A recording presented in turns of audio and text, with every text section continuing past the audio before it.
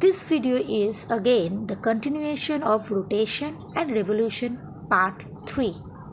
Today we are going to discuss about the leap year and the changes of seasons. So let's start. What is leap year? We know that the earth takes about 365 days, 6 hours or 5 hours, 48 minutes, 46 seconds to complete one revolution around the sun.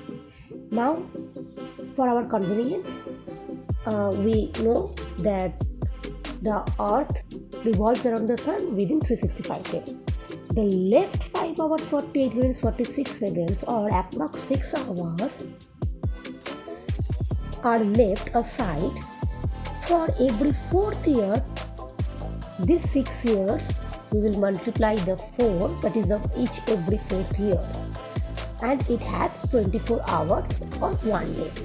Now this extra 1 day is added with the February month, and the February month have 28 days. If we add one more, it will be 29 days, and the year will be 366 days in that year, and that is why this is known as leap year. So if a year have a 29 days, it is called leap year. Leap means jump. So how we know the upcoming year is leap year or not?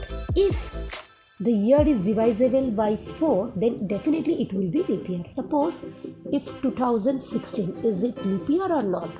Yes, it is leap year because it is obviously divisible by 4. Okay, and next upcoming year, suppose 2021, this year, is it leap year? No, because it's not divisible by 4. So this way we can get a complete answer if the year is a leap year or not through the division of the 4. In the equatorial region, the sun rays fall vertically throughout the year. So in this region particularly experience no changes of seasons, and this region remains more or less hot and wet all the year round. Next, in the polar region, this one and this one, these regions have cold climate throughout the variation in its intensity, and these regions having winter seasons throughout the year. And in the north polar region, the coldness is mild and bearable from May to July, when it is summer in the northern hemisphere. And during this period, from the November to January, there is extreme chill in the atmosphere, and it is winter time in the northern hemisphere.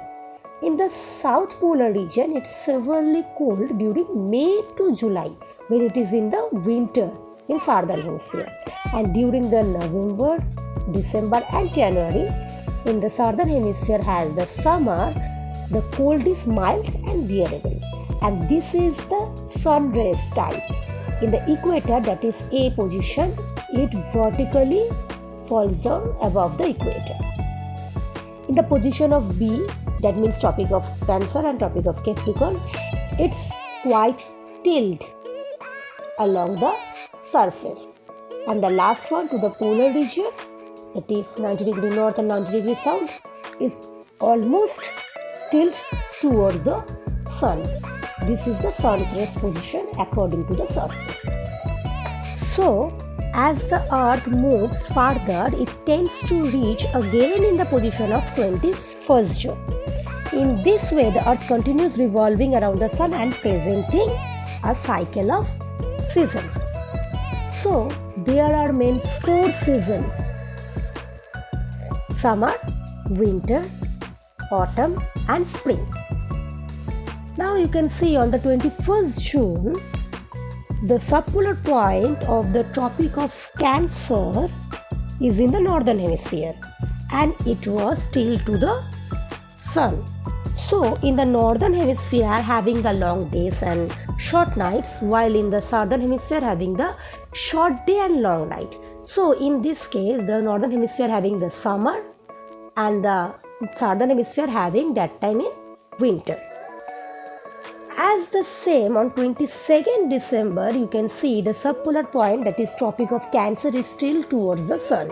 So in the southern hemisphere, it's having the sunlight mode, so it has the long days and short nights, and that makes the summer. While in the northern hemisphere, it makes the winter on that time. And a period of months, on a half of the months each before the 22nd December in winter in the northern hemisphere, and summer in the southern hemisphere. Next, the spring season has been come on 21st March.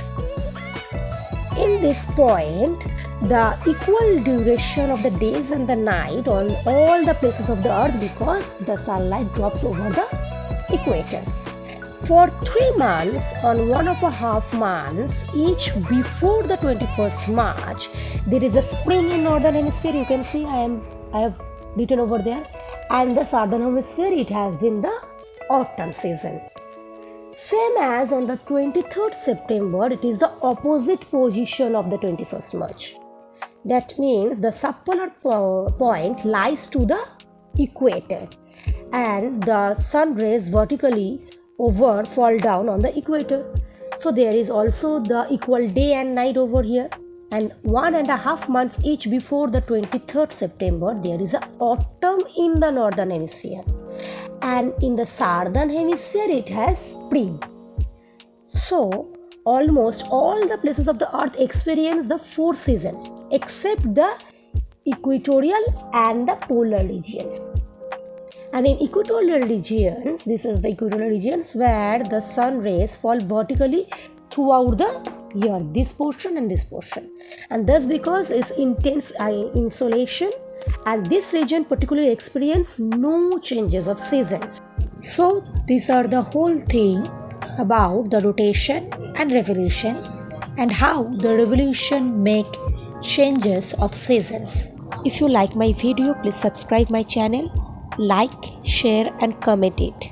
Thank you.